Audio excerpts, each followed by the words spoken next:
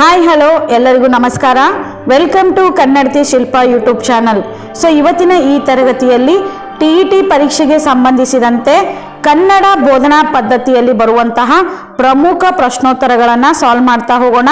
So ಈ ಒಂದು ತರಗತಿ ಮುಂದೆ ಬರುವಂತಹ TET ಪರೀಕ್ಷೆಗೆ ಖಂಡಿತ ಹೆಲ್ಪ್ ಆಗುತ್ತೆ. ಹಾಗಾಗಿ ವಿಡಿಯೋನ ಸ್ಕಿಪ್ ಮಾಡದೆ ಕೊನೆವರೆಗೂ ನೋಡ್ತಾ ಹೋಗಿ. ಇಂದಿನ ಈ ತರಗತಿಯ ಮೊದಲ ಪ್ರಶ್ನೆ ಹೀಗಿದೆ. ಸೊ ಮೊದಲನೇ ಪ್ರಶ್ನೆ, ಇದು ಭಾಷೆಯ ಮೂಲ ಸ್ವರೂಪಕ್ಕೆ ವ್ಯತಿರಿಕ್ತವಾದ ಅಂಶ. ಸೊ ಯಾವುದು ಭಾಷೆಯ ಸ್ವರೂಪಕ್ಕೆ ವ್ಯತಿರಿಕ್ತವಾದಂತಹ ಅಂಶವಾಗಿದೆ ಅನ್ನೋದು ಪ್ರಶ್ನೆ ಇದೆ. ಸೊ ಈ ಪ್ರಶ್ನೆಗೆ ಸರಿ ಉತ್ತರ, ಭಾಷೆಯು ದೈವಿ ಶಕ್ತಿಯನ್ನು ಹೊಂದಿದ್ದು ಪ್ರತಿಯೊಬ್ಬರೂ ಸಹಜವಾಗಿ ಮಾತನಾಡುವುದಾಗಿದೆ. ಇನ್ನು ಎರಡನೇ ಪ್ರಶ್ನೆ, ಮಾನವನು ವಸ್ತುಗಳು ಮತ್ತು ಪ್ರಾಣಿ ಪಕ್ಷಿಗಳ ಶಬ್ದಗಳನ್ನು ಅನುಕರಿಸಲು ಮಾಡಿದ ಪ್ರಯತ್ನವೇ ಭಾಷೆ ಎಂದು ಹೇಳಿದ ವ್ಯಕ್ತಿ ಯಾರು? ಸೊ ಮಾನವನು ವಸ್ತುಗಳು ಮತ್ತು ಪ್ರಾಣಿ ಪಕ್ಷಿಗಳ ಶಬ್ದಗಳನ್ನು ಅನುಕರಿಸಲು ಮಾಡಿದ ಪ್ರಯತ್ನವೇ ಭಾಷೆ ಅಂತ ಹೇಳಿದಂತಹ ವ್ಯಕ್ತಿ ಯಾರು? ಸೊ ಈ ಪ್ರಶ್ನೆಗೆ ಸರಿ ಉತ್ತರ, ಲಿಬ್ನಿಜ್ ಅನ್ನುವಂತಹ ವ್ಯಕ್ತಿ ಮಾನವನು ವಸ್ತುಗಳ ಮತ್ತು ಪ್ರಾಣಿ ಪಕ್ಷಿಗಳ ಶಬ್ದಗಳನ್ನು ಅನುಕರಿಸಿ ಮಾಡಿದ ಪ್ರಯತ್ನವೇ ಭಾಷೆ ಎಂದು ಹೇಳಿದ್ದಾನೆ. ಮೂರನೇ ಪ್ರಶ್ನೆ, ಮಗುವಿನ ಭಾಷಾ ಕಲಿಕೆಯಲ್ಲಿ ಇದು ಮೂಲ ಕೌಶಲವಾಗಿದೆ. ಸೊ ಮಗುವಿನ ಭಾಷಾ ಕಲಿಕೆಯಲ್ಲಿ ಯಾವುದು ಮೂಲ ಕೌಶಲ ಅಂದರೆ ಆಲಿಸುವಿಕೆ. ಸೊ ಆಲಿಸುವಿಕೆ ಇದು ಮೂಲ ಕೌಶಲವಾಗಿದೆ. ಸೊ ಆಲಿಸುವಿಕೆ ಮೊದಲ ಪಾತ್ರ ವಹಿಸುತ್ತೆ, ನಂತರ ಮಾತುಗಾರಿಕೆ, ನಂತರ ಓದುಗಾರಿಕೆ ಹಾಗೂ ಕೊನೆಯದಾಗಿ ಬರವಣಿಗೆ. ಸೊ ಇವೆಲ್ಲವೂ ಭಾಷಾ ಕಲಿಕೆಯ ಮೂಲ ಕೌಶಲ್ಯಗಳಾಗಿವೆ. ಇನ್ನು ನೆಕ್ಸ್ಟ್ ನಾಲ್ಕನೇ ಪ್ರಶ್ನೆ, ಮಾತುಗಾರಿಕೆ ಎಂದರೆ? ಸೊ ಮಾತುಗಾರಿಕೆ ಎಂದರೆ ಮನಸ್ಸಿನ ಭಾವನೆ, ಆಲೋಚನೆ ಮತ್ತು ಅಭಿಪ್ರಾಯಗಳನ್ನು ಅರ್ಥಪೂರ್ಣವಾಗಿ, ಸುಸಂಬದ್ಧವಾಗಿ ಹಾಗೂ ಶಾಬ್ದಿಕವಾಗಿ ಪ್ರಕಟಿಸುವುದನ್ನು ಮಾತುಗಾರಿಕೆ ಎಂದು ಕರೆಯಲಾಗುತ್ತದೆ. ಇನ್ನು ಐದನೇ ಪ್ರಶ್ನೆ, ಇದು ಕೂಡ ತುಂಬ ಸಾರಿ ಪರೀಕ್ಷೆಯಲ್ಲಿ ರಿಪೀಟೆಡ್ ಆದಂತಹ ಪ್ರಶ್ನೆ ಅಂತಲೇ ಹೇಳ್ಬೋದು. ಸೊ ವ್ಯಾಕರಣದಿಂದ ಪದಸಿದ್ಧಿ, ಪದಸಿದ್ಧಿಯಿಂದ ಅರ್ಥ, ಅರ್ಥದಿಂದ ತತ್ವಜ್ಞಾನ ಹಾಗೂ ತತ್ವಜ್ಞಾನದಿಂದ ಮಾನವರು ಬಯಸುವ ಮೋಕ್ಷ ದೊರೆಯುತ್ತದೆ ಎಂದು ಹೇಳಿದಂತಹ ವ್ಯಕ್ತಿ ಯಾರು ಅನ್ನೋದು ಪ್ರಶ್ನೆ ಇದೆ. ಸೊ ಈ ಪ್ರಶ್ನೆಗೆ ಸರಿ ಉತ್ತರ ಕೇಶಿರಾಜ. ಸೊ ವ್ಯಾಕರಣದಿಂದ ಪದಸಿದ್ಧಿ, ಪದಸಿದ್ಧಿಯಿಂದ ಅರ್ಥ, ಅರ್ಥದಿಂದ ತತ್ವಜ್ಞಾನ ಹಾಗೂ ತತ್ವಜ್ಞಾನದಿಂದ ಮಾನವರು ಬಯಸುವ ಮೋಕ್ಷ ದೊರೆಯುತ್ತದೆ ಅಂತ ಹೇಳಿದಂತಹ ವ್ಯಕ್ತಿ ಕೇಶಿರಾಜ.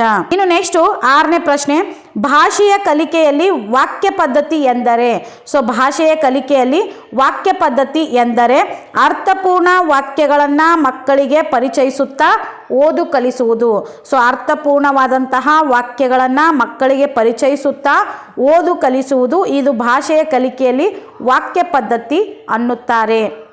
ನೆಕ್ಸ್ಟ್ ಏಳನೇ ಪ್ರಶ್ನೆ, ಓದುವಿಕೆ ಒಂದು ಆಲೋಚನಾ ಕ್ರಿಯೆ ಆಗಿರುತ್ತದೆ ಎಂದರೆ?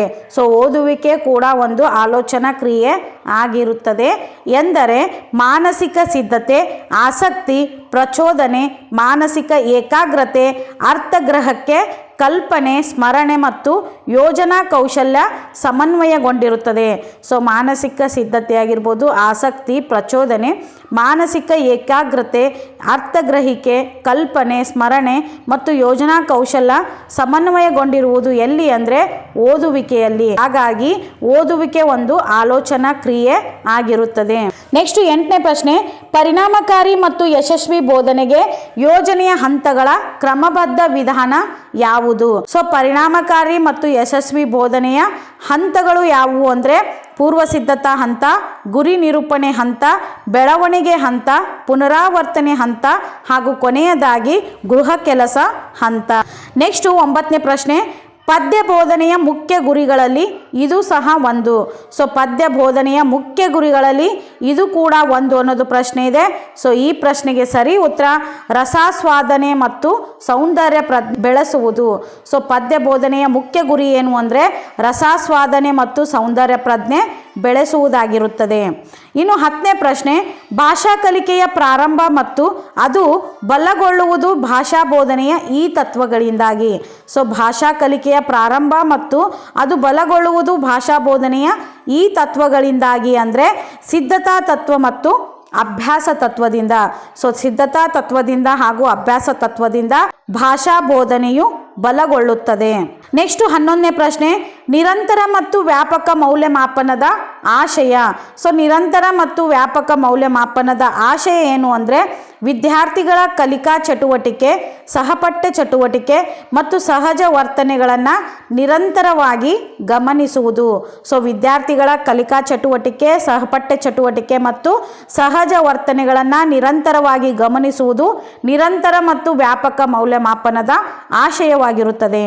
ಇನ್ನು 12ನೇ ಪ್ರಶ್ನೆ, ತರಗತಿಯಲ್ಲಿ ಉದ್ಭವಿಸುವಂತಹ ತಕ್ಷಣದ ಸಮಸ್ಯೆಗಳನ್ನು ಪರಿಹರಿಸಲು ಶಿಕ್ಷಕರು ಕೈಗೊಳ್ಳಬಹುದಾದ ಸಂಶೋಧನೆ ಯಾವುದು? ಸೊ ತರಗತಿಯಲ್ಲಿ ಉದ್ಭವಿಸುವಂತಹ ತಕ್ಷಣದ ಸಮಸ್ಯೆಗಳನ್ನು ಪರಿಹರಿಸಿಕೊಳ್ಳಲು ಶಿಕ್ಷಕರು ಕೈಗೊಳ್ಳಬಹುದಾದಂತಹ ಸಂಶೋಧನೆ ಯಾವುದು ಅಂದರೆ ಕ್ರಿಯಾ ಸಂಶೋಧನೆ.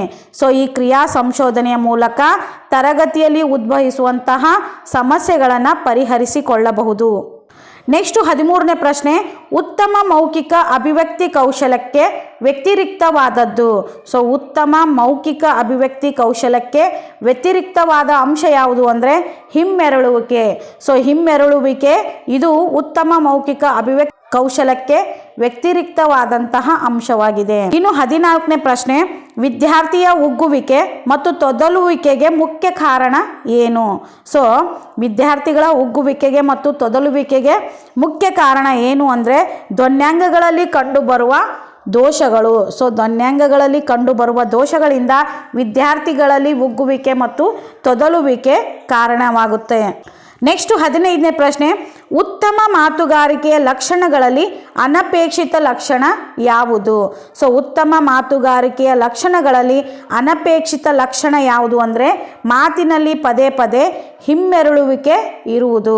ಸೊ ಉತ್ತಮ ಮಾತುಗಾರಿಕೆಯ ಲಕ್ಷಣಗಳಲ್ಲಿ ಅನಪೇಕ್ಷಿತ ಲಕ್ಷಣ, ಸೊ ಇದು ಅಪೇಕ್ಷಿತ ಅಲ್ಲ, ಅನಪೇಕ್ಷಿತ ಲಕ್ಷಣ ಯಾವುದು ಅಂದರೆ ಮಾತಿನಲ್ಲಿ ಪದೇ ಪದೇ ಹಿಮ್ಮೆರಳುವಿಕೆ ಇರುವುದು. ಸೊ ಇದಾಗಿತ್ತು ಇಂದಿನ ತರಗತಿ.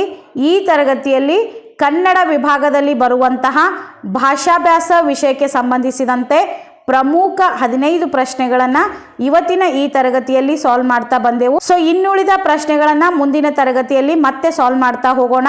ಸೊ ಅಲ್ಲಿವರೆಗೂ keep watching our YouTube channel ಅಂತ ಹೇಳ್ತಾ, ಸೊ ಈ ತರಗತಿ ನಿಮಗೆ ಇಷ್ಟವಾದರೆ ಪ್ಲೀಸ್ ಲೈಕ್ ಮಾಡಿ, ಶೇರ್ ಮಾಡಿ ಹಾಗೂ ತಪ್ಪದೇ ಸಬ್ಸ್ಕ್ರೈಬ್ ಮಾಡ್ಕೊಳ್ಳಿ. ಮತ್ತೊಂದು ಹೊಸ ವಿಡಿಯೋದೊಂದಿಗೆ ಆದಷ್ಟು ಬೇಗ ನಿಮ್ಮ ಎದುರಿಗೆ ಬರ್ತೀನಿ. ಅಲ್ಲಿವರೆಗೂ keep watching our YouTube channel ಅಂತ ಹೇಳ್ತಾ ಟೇಕ್ ಕೇರ್, ಬಾಯ್ ಬಾಯ್ ಫ್ರೆಂಡ್ಸ್.